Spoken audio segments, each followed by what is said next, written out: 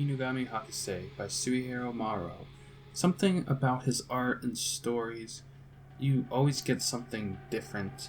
I mean, in many ways you get more of the same sure, like gore and references to all sorts of culture of the time, but thematically, you can go from something as traumatic as Midori to something way more fantastical and folk-tale-y, like this one. Sacrifices and Japanese demons and spirits, fascinating. This particular story focused mainly on Inugami, a dog spirit that can possess its summoner. We get a boy who becomes furious with a classmate and decides to try to summon an Inugami of his own, which involves starving and decapitating a dog.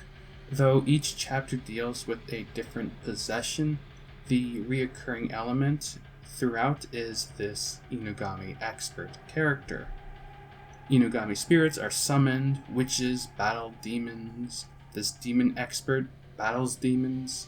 So yeah, all these spirits fighting each other is entertaining, of course, but even the more mundane moments, like the chapter that focuses on this brother and his religious sister, which does drag on for a bit, I still find that kind of stuff interesting.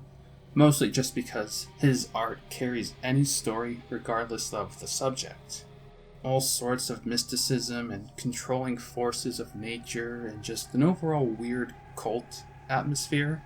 Aleister Crowley makes a cameo, so you can understand the influence for this manga. There's always some Western history influence going on with the stories, whether it's the old circus acts or with the likes of Aleister Crowley, the occult and dark magic. It gets downright sacrilegious towards the end, and the outfits these characters wear resemble the crusaders of the 11th century.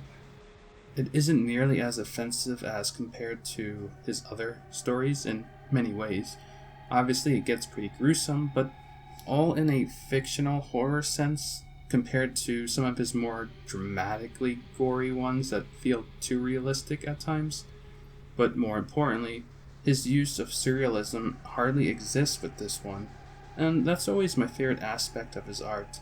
That just pure visual sense, these obscure images that must have been dreamt of, images that just make you wonder how the hell he thought of any of this. Yeah, that type of stuff, it's very limited here. It seems like he was trying to do a more sensible story. Well, as sensible as you can get with this type of subject matter. You do get some familiar themes of his throughout, like the multiple eyes and detailed insects, two of his favorite things to draw. Is this one going to appeal to a wide audience? I don't think so. The art is great, of course, but this is by far one of his lesser known stories. I feel like people who want to read Maruo manga are probably looking for the more intense, totally uncomfortable ones of his. And I get that to some degree, but I enjoy these more tame works too, and it's kind of funny talking about a story about demons and the occult being tame, but when you look at the rest of his work, this one is considered light reading. There are a few panels in this story that are some of my favorite of his. The image of the buried boy with the snake and rats crawling all over him, and the image of the Inugami battling the witch.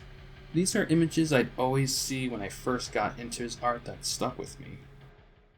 A side note, I've seen this one on eBay for more than $40, which is silly. This one shouldn't be sold for more than $10, and there are ways to get these manga of his for the right asking price, using websites like Mandarake, for example. So yeah, don't get scammed by these people trying to cheat these manga prices.